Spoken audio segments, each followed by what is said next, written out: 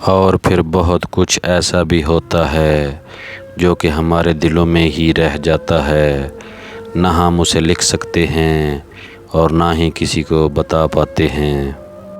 اصلاح کے 100 الفاظ سے زیادہ تجربے کی ایک ٹھوکر انسان کو مضبوط بناتی ہے۔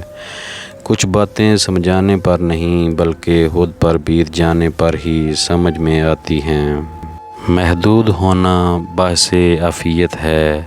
یہ بات آپ تب محسوس کرتے ہیں جب آپ دھکیل دیے جاتے ہیں۔ کبھی کبھار آپ کے پاس رونے کی 100 وجوہات ہوتی ہیں۔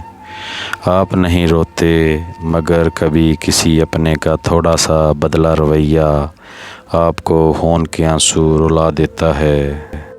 سر درد تو محض ایک نام ہے۔ کچھ باتیں دماغ کو اتنی چبھتی ہیں کہ ہم برداشت نہیں کر پاتے۔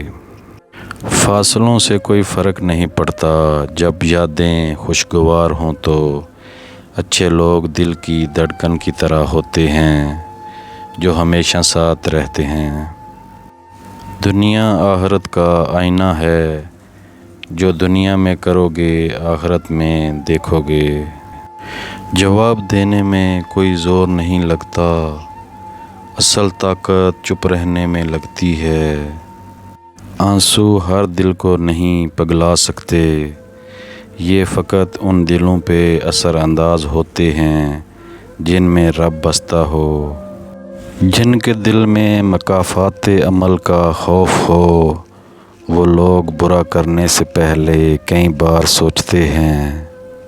انسان پتھر دل تب بنتا ہے جب اس کے احساسات اور محبت کو بار بار نیچا دکھا کر ٹھکرایا جاتا ہے۔